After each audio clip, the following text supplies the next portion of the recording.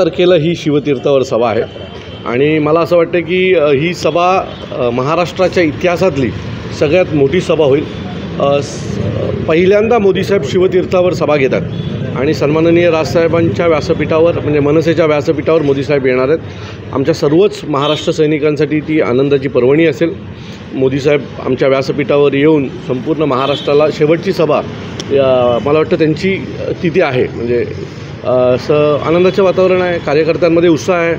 साहेबांना आणि मोदी साहेबांना एकत्र ऐकण्याची ही आम्हाला पर्वणी आहे आणि आम्ही लाखोंच्या संख्येने शिवतीर्थावर येत्या 17 तारखेला जाणार आहोत। महाविकास होता शिवतीर्थावरती मला असं वाटतं की मागच्या वेळेला असं झालं होतं की त्यांचा अर्ज आधी आला होता आणि आमचा नंतर आला होता, सो त्यांना परवानगी दिली होती। त्यावेळेला आमचा अर्ज पहिला गेला आहे, त्यामुळे आम्हाला परवानगी मिळाली। म्हणजे तुम्हाला ज्या वेळेला मिळाली त्यावेळेला नियम बरोबर होते आणि आता आम्हाला मिळाल्यावर नियमांची पायमळणी झाली, असं कसं होऊ शकतं ना। तर मला असं वाटतं की दरवेळेला काहीतरी रडायचं म्हणून रडत बसण्यात काय अर्थ नाही। मुद्दाम डावळण्याचा कार्यक्रम होतो की काय UDकडनं ही परवानगी आणण्यात आली खास करून? मला वाटतं की देहात डावळायचं काय, तुम्ही अर्ज पहिला द्यायचा, तुम्हाला मिळाली असती, कोर्टात जा, कोणी अडवले कोणी तुम्हाला? मी पुन्हा ते सांगितलं ना, शिवसेनेला सतत रडायची सवय झालेली आहे। काही घडलं की फक्त रडत बसतात आणि आम्ही लढत बसतो।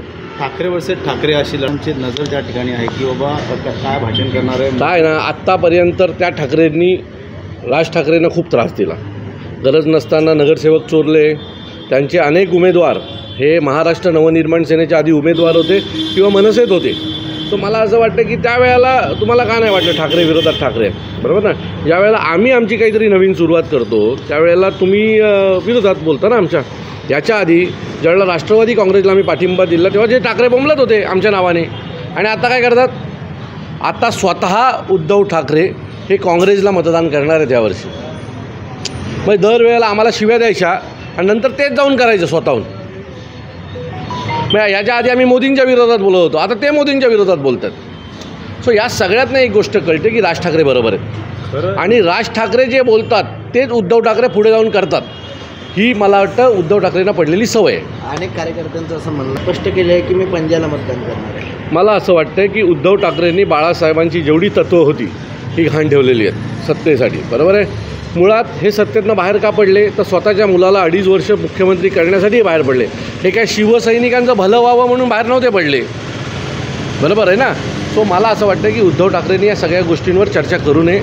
महाराष्ट्र प्रत्येक शिवसैनिकांची इच्छा आहे की राजसाहेबांनी शिवसेनेची धुरा सांभाळावी, पण राजसाहेबांनी याच्या बाबतीत त्यांची स्पष्ट भूमिका केलेली आहे की मी माझं मूल जे आहे ते कडेवर वाढवीन, दुसऱ्यांचं नाही। ठळक घडामोडींसाठी देशोन्नती न्यूज चॅनलला सबस्क्राइब करा आणि बेल आयकॉन प्रेस करा। मुंबई, पुणे, नागपूर, मराठवाडा असो का विदर्भ, राजकीय, सामाजिक, शैक्षणिक क्षेत्र असो का क्रीडा, सर्वच घडामोडीचे विश्लेषण पाहायला विसरू नका। फक्त देशोन्नती न्यूजवर।